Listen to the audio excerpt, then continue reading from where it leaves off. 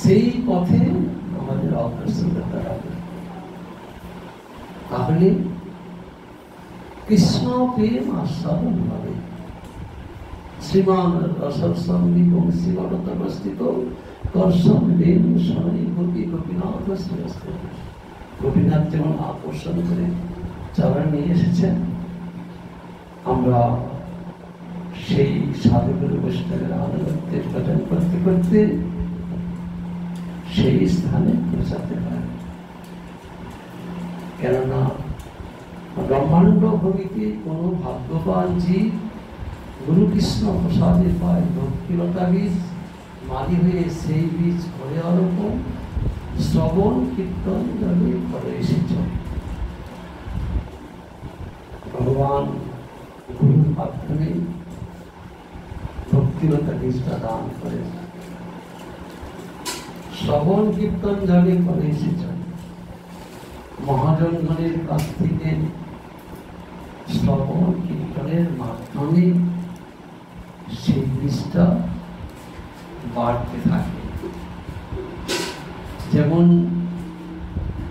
গাছে জল সার দিলে গাছটা বাড়বে, সেরকম ভক্তিলতা, ভক্তিটা বৃদ্ধিপ্রাপ্ত হয় সাধুগুরু বৈষ্ণবের মাধ্যমে।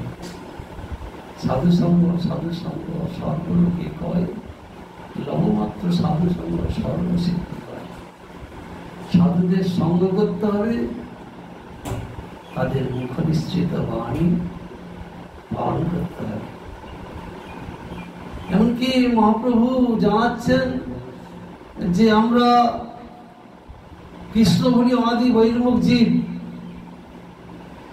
মায়ায় আক্রান্ত। তাই বলছেন তোমরা ঘুমিয়ে আছো, জীব জাগো, জীব জাগো। গোরাচাঁদ বলে কত নিদ্রা যাও মায়া পিশাচির করে, ঘুমিয়ে আছো, জাগো, ভগবানের আরাধনা করো। তার জন্য ওষুধ নিয়ে এসেছেন, এনেছে ঔষধি মায়া নাসিবার লাগি, হরিনাম মহামন্ত্র লাভ। ঔষধ নিতে হবে সাধুগুরু বৈষ্ণবগণের কাছ থেকে কৃপা করে। কলিযুগের যে ঔষধ, আমরা মায়াগ্রস্ত জীব কি করে উদ্ধার পাবো, তার জন্য সাধুগুরু বৈষ্ণবের মাধ্যমে সেই সমস্ত ঔষধ নিয়ে সেবন করলে আমাদের ব্যাধিগুলো ভালো হবে। অর্থাৎ এই প্রাকৃত জগৎ থেকে আমরা অপ্রাকৃত জগতে যেতে পারব।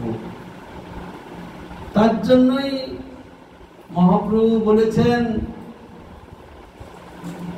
পৃথিবীর নগরাদি যত গ্রাম আছে সর্বত্র প্রচার হইবে আমার নাম। অর্থাৎ এই মহামন্ত্র অস্ত্র, এই অস্ত্রের মাধ্যমে আমাদের প্রাকৃত জগতের যত রকমের মল আছে, কাম, ক্রোধ, লোভ, মোহ, মদ, আশ্চর্য, কনক, কামিনী, প্রতিষ্ঠা সব দূর হবে হরিনাম সংকীর্তনের মাধ্যমে। কৃষ্ণ বলো সঙ্গে চলো, এই মাত্র ভিক্ষা চাই। তার জন্য মহাজনগণ মায়াগ্রস্ত জীবকে চৈতন্য দান করার জন্য বিভিন্ন জায়গায় গমন করেন। মহান্তের স্বভাব হয় তারিতে পাও, নিজ কার্য নাই তবু জান করে। আজকে এখানে সবাই মিলিত হয়েছি মহোৎসব। কিসের মহোৎসব? হরিনাম সংকীর্তন, হরি কথা, জগৎ জীবকে চৈতন্য জাগরণের যে উৎসব। এর জন্য আমরা হরিনাম সংকীর্তন করলাম। নাই হয় আগমন।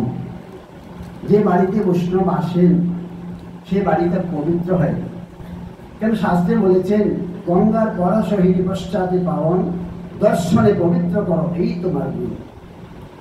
কাজে বৈষ্ণব সবার বাড়িতে উঠেন না। যেদিন গৃহে ভজন দেখিয়ে গৃহেতে গোলক ভাই, চরণ সিধু দেখিয়া গঙ্গা সুখ না সীমা পায়। বলছে না, আজকে আকাশটা খুব খারাপ, মেঘাচ্ছন্ন। ওই মেঘাচ্ছন্ন দিন করবো, নহে তো দুর্দিন, হরিকথা দুর্দিন, সেই তো দুর্দিন। যেই দিনে হরিকথা হয় না গৃহে বা ব্যক্তিগত ভাবে হরিভজন হয় না, হরিনাম হয় না, সেই দিন হচ্ছে দুর্দিন। ওই জন্য আপনারা সবাই ভাগ্যবান। কেননা মায়াপুর শ্রী চৈতন্য মঠ থেকে মহারাজ এসেছেন। এই যে সাধু সঙ্গ করছে, সাধু সঙ্গের ফল একটা তো আছে। সাধু সঙ্গ করলে কি মহারাজ আগে বললেন, সাধু সঙ্গ সর্বশাস্ত্রে পায়। লঘুমাত্র অল্প সময়ের মধ্যে যদি সাধু সঙ্গে সর্বসিদ্ধি হয়। এই সাধু সঙ্গের একটা উপমা আছে, সাধু সঙ্গের ফলের একটা উপমা আছে, উপাখ্যান আছে। সেটা বলছেন কি, এক ভমরা, ভমরা দেখেছেন তো আপনারা? ভমরা কাকে বলে? যে ভমরা ফুলের মধু খায় আর গুনগুন গুনগুন স্বরে শব্দ করে, হ্যাঁ, এরকম ভমরা। সেই ভমরাটা দেখলো তার পাশে মাটিতে ঘুরে বেড়াচ্ছে একটা তারই মতো এক সদাতি, সে একটা পোকা। সেই পোকাটাকে দেখে বলছে, ভমরা বলছে, আরে ভাই, তুই কোথায় থাকিস? তোমার বাসা কোথায়? তোমার এত দুর্দশা কেন? এইভাবে বলছে নাকি ভমরাকে? সে ভমরা বলছে না, সেই পোকাটা বলছে, তুমি এক কাজ করো, আমার সঙ্গে চলো,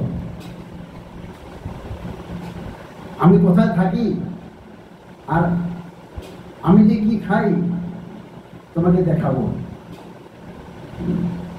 তখন সেই গোবরের পোকা বলছে, ভাই আমি তো উড়াতে পারি না, আমি কি করে যাব? বলছে, দেখো তুমি আমার পিঠের উপরে ওঠো আর আমি তোমাকে উড়িয়ে নিয়ে যাচ্ছি। পরে এই গোবরের রস খেতে ঠিক তেমনি ভাবে এই কুমুদ ফুলের রস তুমি পান করো, আর ততক্ষণ আমি ঘুরে আবার ফুটে থাকে না, সে আস্তে আস্তে আস্তে বন্ধ হয়ে যায়। সে যখন বন্ধ হয়ে গেল তখন তো তার সব দ্বার বন্ধ হয়ে গেল। তিনি এখন ভাবছেন, আমি এখানে কোথায় রইলাম?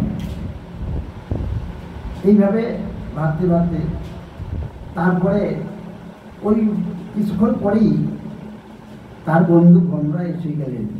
এসে গিয়ে, দেখো কই, আমি যে ফুলে বসিয়েছি সেই ফুল তো নাই, কোন ফুলে এখন আছে আমি তো চিনতে পারলাম। পুষ্প ওম শিবায় নমঃ বলে শিবের চরণে পুষ্পটা নিবেদন করলেন। এখন এই যে পুষ্পটা নিবেদন করলেন, এই পুষ্পটার কত ভাগ্য। তার মধ্যে যে গোবরের পোকাটা যে আছে তারও তো ভাগ্য নাকি। এখন সেই পরের দিন সেই বাসি ফুলগুলা তো করে দিতে হয়, সরিয়ে নিতে হয়। বাসি ফুলগুলো তখন সরিয়ে সেই ফুলগুলা করলেন কি গঙ্গায় নিক্ষেপ করলেন। ভগবানের অর্পিত ফুল যেখানে সেখানে ফেলতে নেই। হ্যাঁ,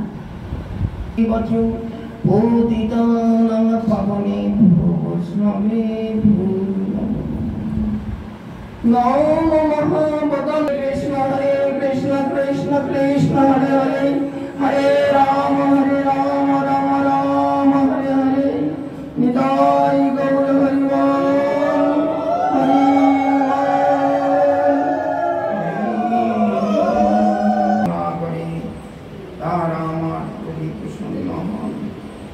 উপস্থিত বৈষ্ণববৃন্দ, মাতৃমণ্ডলীর চরণে আমার কোটি কোটি বার প্রাক্তন বায়ুর বেগ সহিতে না পারে, আমি না দেখি কান্না। প্রাক্তন যে কর্মফল, পূর্ববর্তী জন্ম জন্মান্তরে যে বাসনাময়ী কর্ম আমরা করেছি, সেই বাসনাময়ী কর্মই আমার স্থূল এবং সূক্ষ্ম দেহটাকে সৃজন করেছে। স্থূল শরীর এবং সূক্ষ্ম শরীর, মন বুদ্ধি অহংকার চিত্ত, এই স্থূল শরীর আমরা পিতামাতার কাছে প্রাপ্ত হই, কিন্তু পূর্বে যে সূক্ষ্ম শরীর রয়েছে, সূক্ষ্ম শরীরে পর্বত ব্রহ্মাণ্ড কোটি জন্মের কর্মফল জমা হয়েছে। এর থেকে আমাদের বোধ বুদ্ধি জন্ম সমস্ত কিছু বিস্তারিত হচ্ছে। এটা কি প্রাক্তন বলা হয়, ভারতবর্ষের সদদর্শনে সমস্ত স্বীকার করেছে। এই প্রাক্তন কর্মফলটা বাসনাময়ী শরীরটাই আমাদেরকে পুনঃ পুনঃ জন্ম, পুনঃ পুনঃ মরণ তার দিকে ঠেলে দিচ্ছে। আমাদের মন বুদ্ধি দেহ আদি গঠন যা কিছু সমস্ত কিছু তার থেকে হচ্ছে। অতএব এই বাসনাময়ী কর্ম সূক্ষ্ম শরীর একে বিনষ্ট না করতে পারলে বৈষ্ণব সেবাই বা কিরকম করে করব, আর আপনার ভগবত সেবাই বা কি করে করব, ভগবত তত্ত্ববিজ্ঞানী বা কি করে জানতে পারবো, ভগবত আমার কাছে কখনো আত্মপ্রকাশ করে দেখি। বলেছেন না আমরা প্রকাশ সর্বত যোগো মায়া সমাপরিত, আমি সকলের কাছে আত্মপ্রকাশ করি না, যোগ মায়ার দ্বারা আমি আবৃত করে রাখি। কিন্তু যারা প্রকৃতপক্ষে পূর্ব স্বীকৃতি ক্রমে ধীরে ধীরে স্বীকৃতিবিহীন ব্যক্তি এটা অনুভব করতে পারে না। যেমন দেখা যাচ্ছে স্বীকৃতি আছে পূর্ব জন্মে, তাহারা আমাকে জানতে পারবে, বুঝতে পারবে, অনুভব করতে পারবে।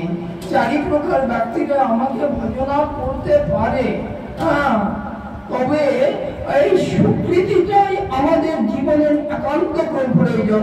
আজকে যেমন মহারাজরা এসছেন তার চরণ গেছে,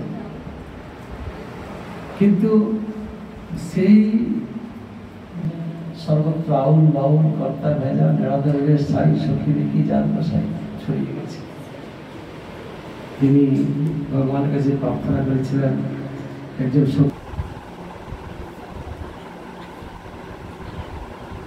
কিন্তু সেই বেদশাস্ত্রের দ্বারা জীব প্রকৃত মঙ্গলের রাস্তা খুঁজে পাবে। সেই জন্য ভগবান তিনি বারবার সেই বেদশাস্ত্রের মধ্যে আমাদেরকে জানালেন যে আমার সেবা পূজা করি বা আমার স্বাস্থ্য অনুশীলন করি আমার ধামে আসা যায় না।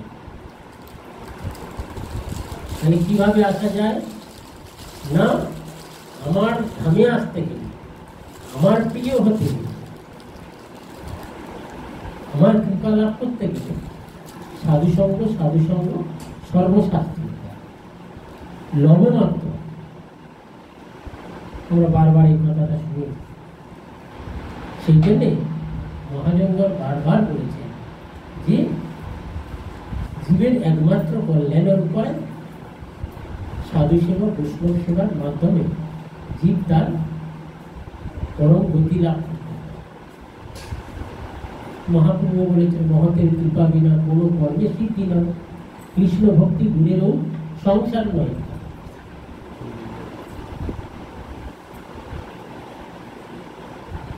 এই সংসার সমুদ্র পার হওয়া খুব কঠিন।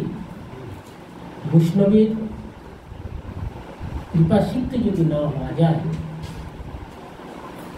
তাহলে মনুষ্য জন্মটা বৃথা। প্রভুপাদ সে কারণে বলেছেন, দুর্লভ মনুষ্য জন্ম তত্রাপি দুর্লভম। মনুষ্য জন্ম লাভ করে কেউ যদি সাধুমুখে হরিকথা শোনার সুযোগ পায়, আরো অতি দুর্লভ, তিনি ভাগ্যবান। প্রভুপাদ আরো বলেছেন, যাহারাই ভক্ত ভগবানের সেবা করেন তাহাদের জীবন ধন্য।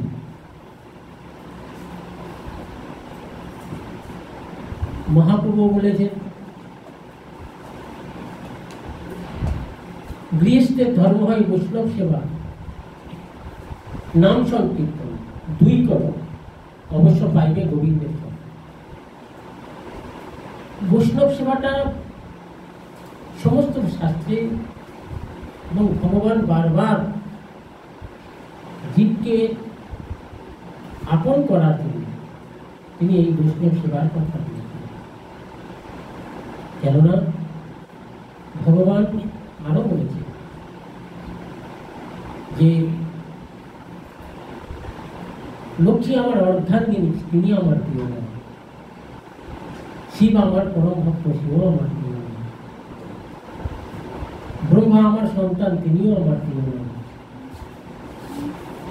যতটা প্রিয় আমার ভক্ত। সেই কারণে ভাগবত প্রথম স্কন্ধ থেকে নবম স্কন্ধ পর্যন্ত শুধু ভক্তের চরিত কথা, অর্থাৎ গ্রন্থ ভাগবত আর ভক্ত ভাগবত আর ভক্তি রস পাঠ।